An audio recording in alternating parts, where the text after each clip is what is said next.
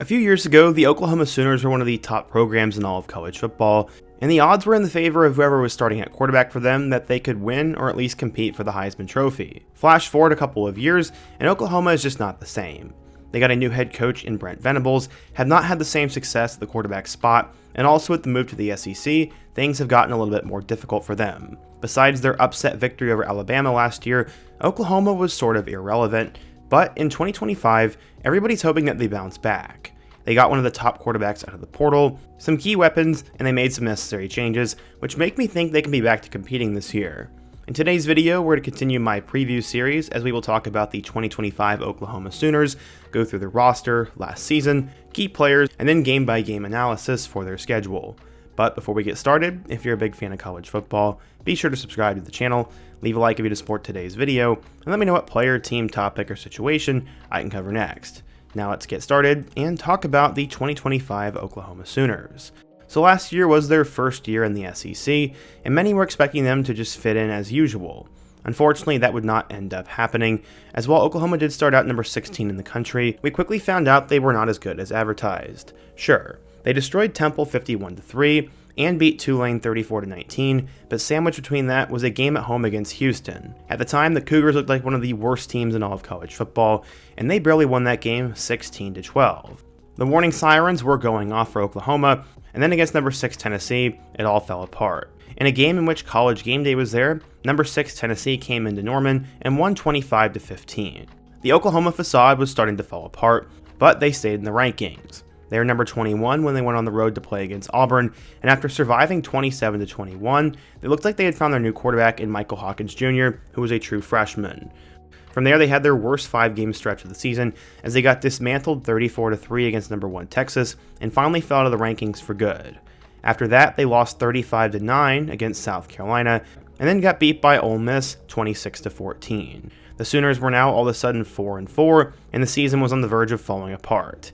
After a quick victory over Maine, they'd then travel on the road to play against former Big 12 rival, Mizzou. The game was very slow until the last 4 minutes, as there were 4 touchdowns literally in the last 2 minutes, 2 of which were scoop and scores. Mizzou ended up getting the last laugh, as Zion Young ran Jackson Arnold's fumble back for a touchdown, and Mizzou won. Oklahoma would have to win one of their last 2 games in order to make a bowl game, and games against Bama and LSU seemed tricky. Except, Oklahoma pulled off their most ridiculous game of the season, as when number 7 Alabama came to town, they destroyed them. Oklahoma won 24-3, and this game kept Alabama out of the playoff, and the world was so happy about this. But Oklahoma would then fall back to earth for their final game, as on the road against LSU, they lost 37-17. Still though, they were 6-6 and going to a bowl game, so some people were happy, but in the bowl game they'd lose by 1 point to Navy, and Sooner fans are now panicking. The season started out with Seth Littrell as the offensive coordinator before he was fired, and it looks like things just really do need to change. Last year, Jackson Arnold and Michael Hawkins Jr. split time, as Arnold had 1,400 yards with 12 touchdowns, and Hawkins Jr. had 3 touchdowns with 2 interceptions, but he also was a threat on the ground. The running game was below average, as Javonte Barnes, Taylor Tatum, and Xavier Robinson all split time as backs, but none of them really established themselves as the number 1 guy.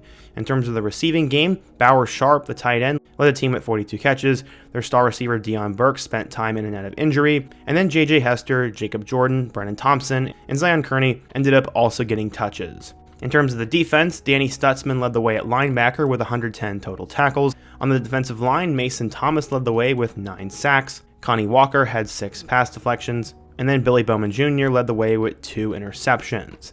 Things were just not as good as usual for Oklahoma last year, and we cannot pretend they had a great first year in the SEC outside of that Alabama game, which partially was due to some luck by the defense. Brent Venables absolutely needs the offense to get better, so he went out and got Ben Arbuckle as the offensive coordinator from Washington State. But let's talk about some of the guys that they lost. In terms of the 2025 NFL Draft, they ended up losing 2 players. They had Danny Stutzman go in the 4th round with pick number 112 to the Saints, and then Billy Bowman Jr. went 6 picks later to the Atlanta Falcons. They only had 2 guys drafted, which definitely seemed like a little bit of a fall off for the Sooners, but hopefully going into 2025, they'll have much more talent and send some more guys off to the league, as their 2025 class ranks number 17 in the country, and it is headlined by 5-star offensive lineman Michael Fasusi from Lewisville, Texas. He's definitely the kind of player they absolutely need on offense, and their transfer portal class was also solid. at ranked number 12 in the nation, and here's the guys that they got. They got Whit Neubauer, a quarterback from Mercer, Jermichael Carter, a receiver from McNeese State, Ricky Loahea, a defensive lineman from Utah State, Jake Mikula, an interior offensive lineman from Stanford, and then some big ones in Jaden Ott and John Mateer, both of which come from the West Coast in Cal and Washington State. You got Kendall Daniels, a linebacker from Oklahoma State, Marvin Jones Jr., a former 5-star from Florida State, Josiah Martin, a receiver from Cal, Carson Kent, a tight end from Kennesaw, Isaiah Sategna, a wide receiver from Arkansas, Western Carolina offensive tackle Derek Simmons, Keontez Lewis from Southern Illinois, Giovanni Gibson from Arkansas Pine Bluff, and Luke Buklenko, an offensive tackle from Stanford. Obviously, there are a couple of big names in there, as I really like Derek Simmons, as he was one of the top transfers in the country, and they got a couple of impact receivers, including Gibson from Pine Bluff, Isaiah from Arkansas, and Josiah Martin from Cal. In terms of their roster, they'll obviously have John Mateer from Washington State, who was one of the best quarterbacks in all of college football last year, and is a favorite to be at the top of the SEC this year. Michael Hawkins is one of the most reliable backups in the country, as he started 4 games last year, and I'm excited for him. You also have Jet New as the 3rd stringer, and then the running back I think will get back to normal for them. The Sooners typically have 1,000-yard backs, and Jaden Ott comes in from Cal, and he's arguably the top running back transfer in the country. Combining that with Javante Barnes and 2 guys who stepped up as freshmen last year in Xavier Robinson and Taylor Tatum, Oklahoma looks like it has one of the best running back rooms in the SEC, and I think that's going to be an absolute strength for them. In terms of the receiver spot, I'm pretty excited for this. Their top guy is going to be Deion Burks, who came in from Purdue a year ago but got hurt, but he returns. You'll have Giovanni Gibson from Arkansas Pine Bluff, and then you'll have Jaden Gibson, who got injured last year, but should be ready to go. You also have Ivan Carrion, Isaiah Sategna from Arkansas, and then Jermichael Carter, the other transfer. Losing Bauer Sharp at tight end was definitely a big blow for them, but Caden Helms and Will Huggins should be the 2 guys for them next. Guys who I'm excited to watch on the defense include transfer Marvin Jones Jr., you'll have former 5-star David Stone, and former big-time recruit Peyton Bowen. Oklahoma typically has a lot of good defensive players, so there'll definitely be plenty of others who step up. So how do I think they're going to do this year? Well, let's take a look at their schedule. The first month of college football is going to be interesting for them, as their first game will come against FCS Illinois State. Brock Spack is a decent coach for the FCS level, but Illinois State will not compete in this game, and Oklahoma will be at 1-0. Week 2, they have a really fun matchup, as it is already announced as the 7:30 ABC game, meaning it'll be awesome. They play against the Michigan Wolverines, who are looking to bounce back after falling off last year, and this is honestly a matchup between 2 teams that desperately need to get back to the top. Ultimately, I think because Oklahoma is at home, they're going to take care of Michigan in this one, and they'll get to 2-0 and get a quality win on their resume. From there, they're then going to play against the Temple Owls, who maybe back in 2015 when Matt Rule might have done something to him, but Temple has pretty much no fans. They're one of the worst programs in college football right now, and Oklahoma should steamroll them at the noon window. From there, they then play against Auburn, and last year that's where we saw the emergence of Michael Hawkins Jr., but this time it should be John Mateer, making the victory even easier, plus it is at home. I don't have a ton of faith in Auburn, to be honest, and the most intriguing part of this game is that it'll be a rematch with Jackson Arnold. They'll now be 4-0, going into another game against Kent State, which is legitimately the worst team in college football. The Flashes are in a terrible spot, their coach has no clue what they're doing, and there's literally no talent on the team. Kent State is in a terrible position, and Oklahoma honestly should win this game by at least 50 points. It's really sad for the Golden Flashes, but Oklahoma will now be 5-0, and they should be top 15 by this point. After that, they get a huge test, as they will play in the Red River rivalry game against Texas. This is always one of the best games in college football every year, and this will be a face-off between John Mateer and Arch Manning. Honestly, both of these teams could be undefeated by this point in the season, and no matter what, this is the game to circle on October 11th. I think it is absolutely going to be close, but shockingly, I'm actually going to pick the Oklahoma Sooners to win this game. I know some people are going to think I'm crazy, but I still think Arch Manning is a little bit overhyped. Texas lost a lot from last season, and also I think Oklahoma's sick of losing this game. I have a lot of faith in the Sooners this year, so this will get them to 6-0. The first stretch is definitely interesting, as they honestly have one of the worst non-conference slates in Kent State, Temple, and Illinois State, but still, they have some fun games mixed in with Texas and Michigan. To start out the second half of the season, their first game will come on the road against South Carolina.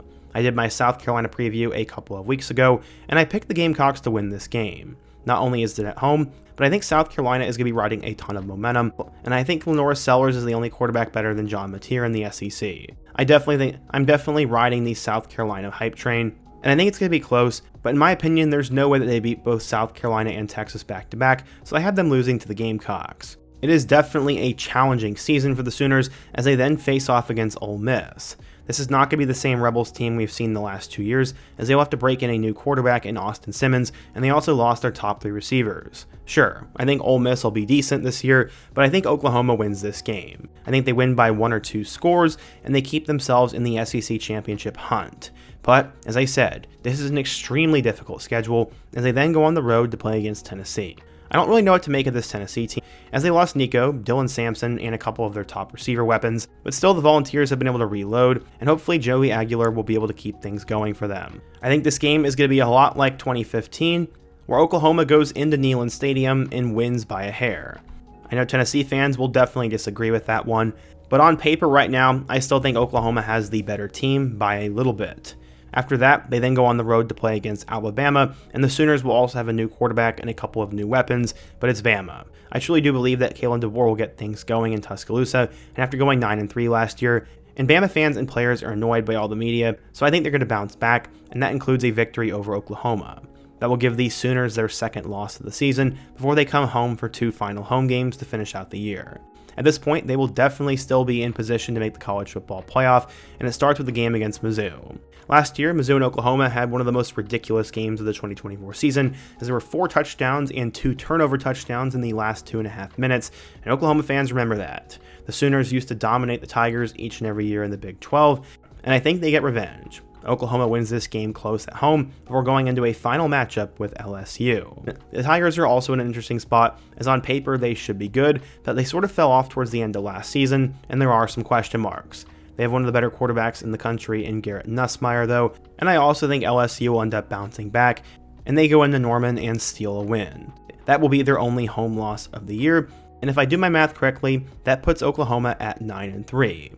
They honestly have a really difficult schedule as they play Michigan, Texas, South Carolina, Ole Miss, Tennessee, Bama, Mizzou, and LSU, all teams that were ranked at one point last year or have significant hype for this season. Out of those 8 games, I had the Sooners going 5-3, but they could easily go 6-2 or also go 4-4. Also, we never know. Maybe John Mateer gets hurt, maybe they can't find a receiver, or maybe the defense is atrocious and Oklahoma gets killed again. Honestly, I don't think so, because the Sooners have a good culture, and Brent Venables I still think is a good coach. So I have them going 9-3, and they will definitely be sweating it out for the college football playoff show. I don't know if that'd be enough to get them in, it would depend on how other teams do, but Oklahoma should on paper at least bounce back, and I think win 3 more games than they did last year. But what do you guys think? If you're an Oklahoma fan, what did I get right and wrong? Who's a player I didn't mention that you think is going to be really good this year? And what program should I preview next? Be sure to let me know down below, leave a like if you support today's video, subscribe if you're new, and check out one of the videos on the end screen. Hope to see you guys again soon, but until next time, peace.